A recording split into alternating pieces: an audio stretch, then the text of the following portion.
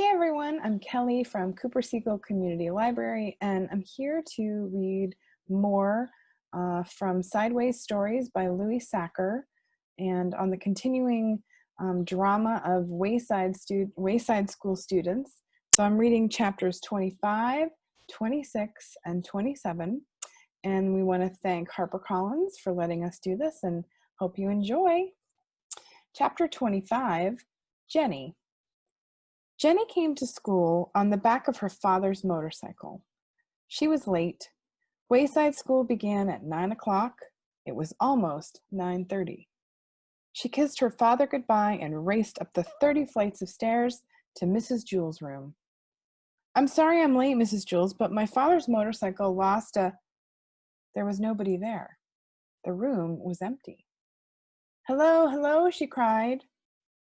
"Mrs. Jewell, Dana, Todd, anyone?" There was no one in the room.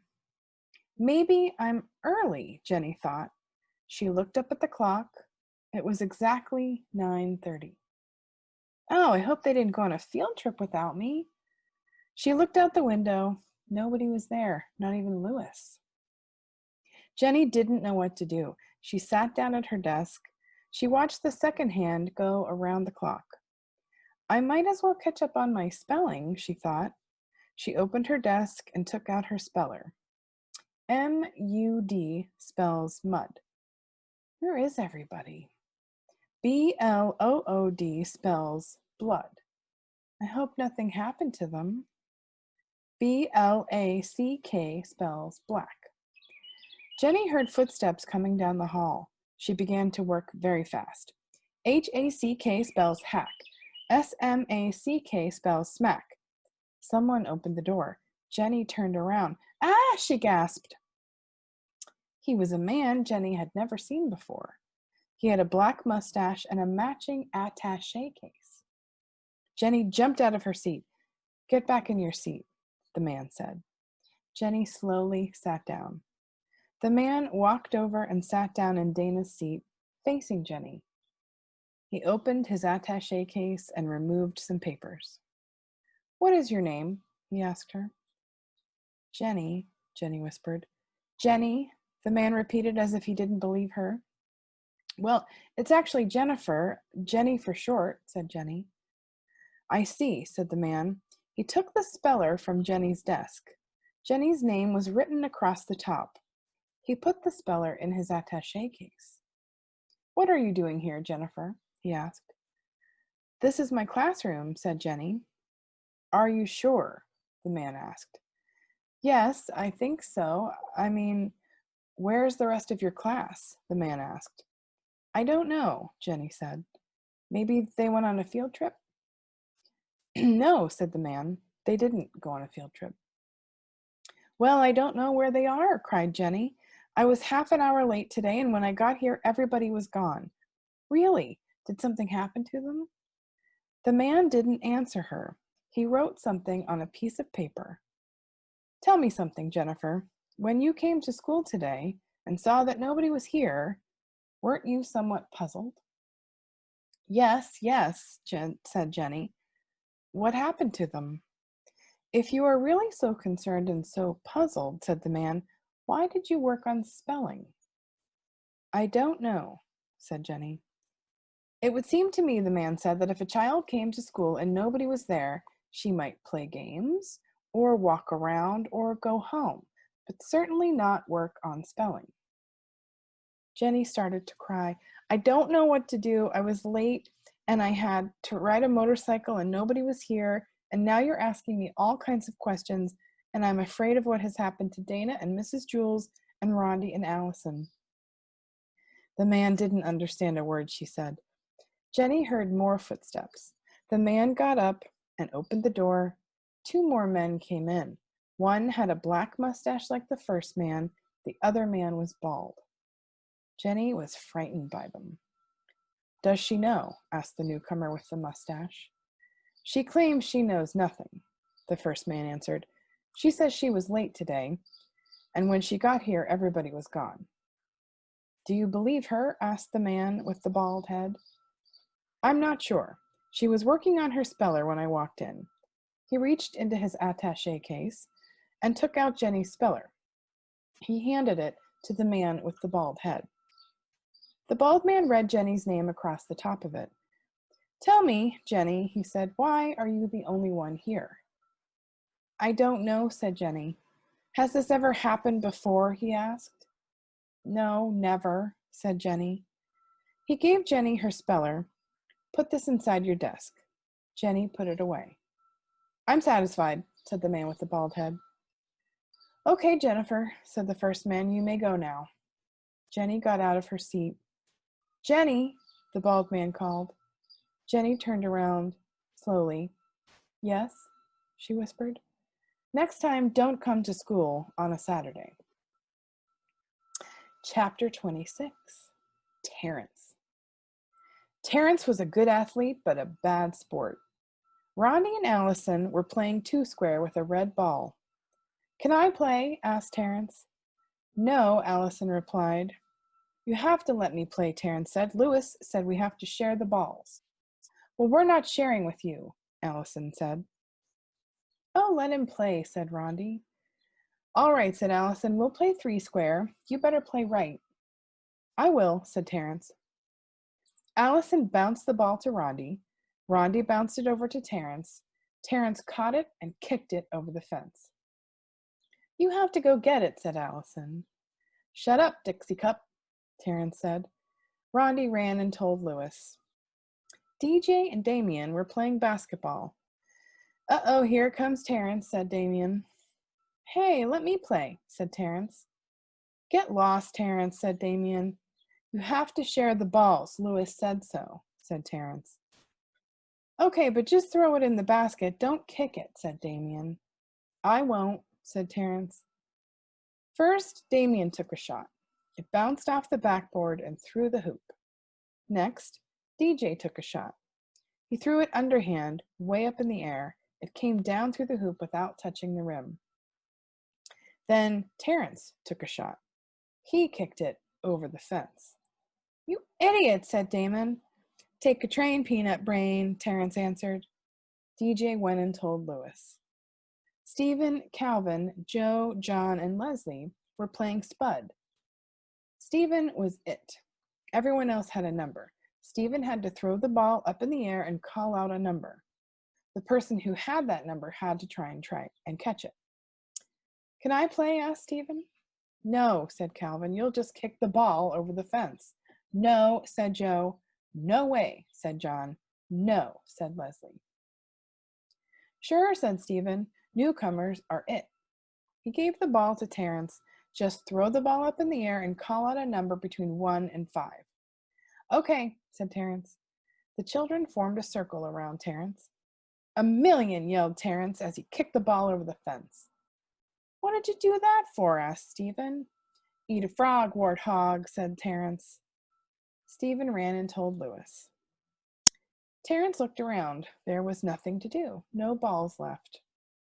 Lewis walked up to him. He was followed by Allison, Rondi, Damien, DJ, Stephen, Calvin, Joe, John, and Leslie. "What's the matter, Terrence?" asked Lewis. "There are no balls," said Terrence. "Do you have a green ball?" "No," said Lewis. "All of my balls have mysteriously disappeared." "Darn it," said Terrence. "There's nothing left to kick." "Nothing left to kick?" asked Lewis. "Oh, I don't know about that. What do you think, Rondi? Is there anything left to kick?" Rondi thought a minute, then she smiled. She was missing her 2 front teeth. "Yes, there is something left to kick," she said. "Well, where is it?" asked Terrence.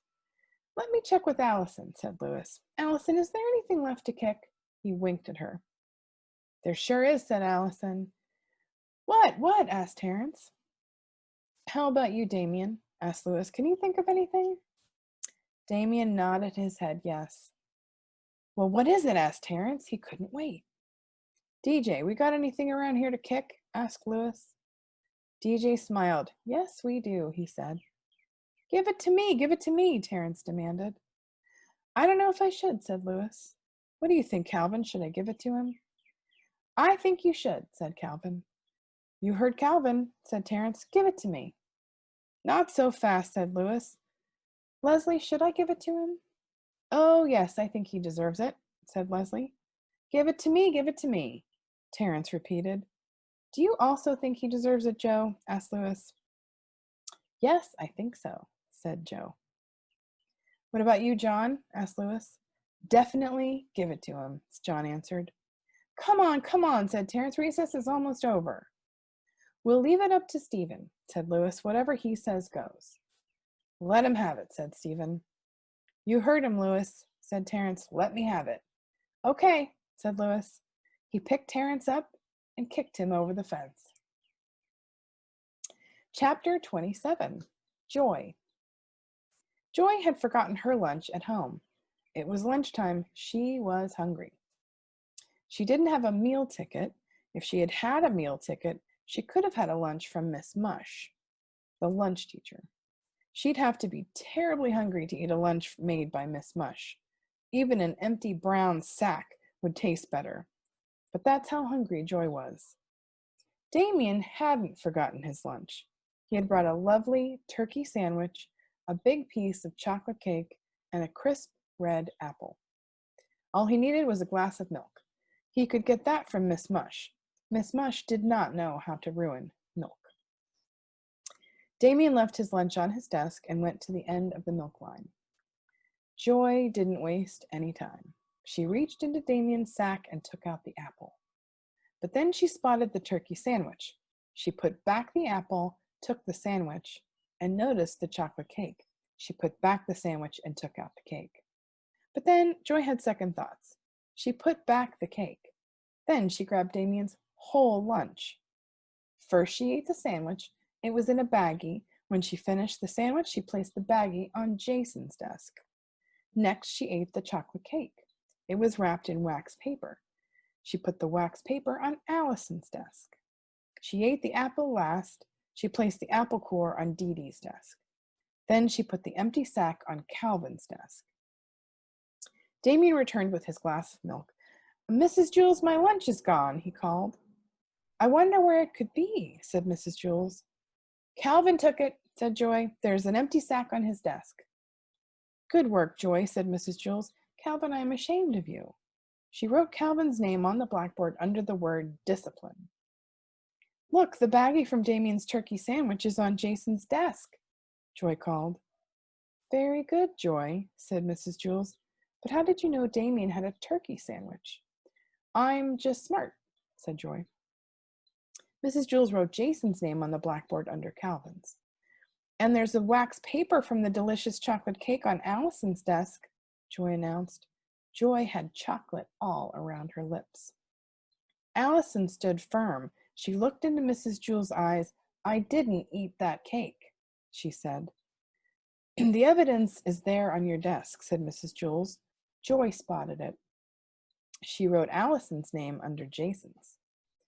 Damien's apple core is on Dee Dee's desk, said Joy.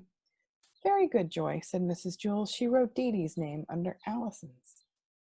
Damien, I think you ought to thank Joy, said Mrs. Jules. She solved the mystery. Thank you, Joy, said Damien. Just then Lewis, the yard teacher, walked in. I have your lunch, Joy, he said. Your mother brought it. You left it at home. You mean you didn't have a lunch? Asked Mrs. Jules. You must be very hungry. No, said Joy, not really. Since Damien didn't get to eat, he can have it. Thanks a lot, said Damien. You're the greatest. He ate Joy's lunch, an old bologna sandwich and a dried-up carrot. Joy, for being such a good detective and for being so generous with your lunch, you may help yourself to a Tootsie Roll Pop, said Mrs. Jules. They are in the coffee can on top of my desk. Joy took one. Then, when Mrs. Jules wasn't looking, she took another. Calvin, Jason, Allison, and Dee Dee had their names on the blackboard under the word discipline, but they were good the rest of the day, so at 2 o'clock Mrs. Jules erased them. They forgot all about the whole thing. Damien had a lousy lunch instead of a great lunch, but 5 minutes later it didn't make any difference. He couldn't taste it anymore and he was full. He went outside to play basketball and forgot about the whole thing. Joy had a great lunch and 2 Tootsie Roll Pops, but 5 minutes later it didn't make any difference. She couldn't taste it anymore and she was full. And at dinner time she was hungry just the same. But a horrible thing happened. Joy couldn't forget about filching Damien's lunch. And for the rest of the year, every turkey sandwich, piece of chocolate cake, apple, and Tootsie Roll Pop tasted just like Miss Musher's porridge. Tune in again next week for additional chapters, and have a great day.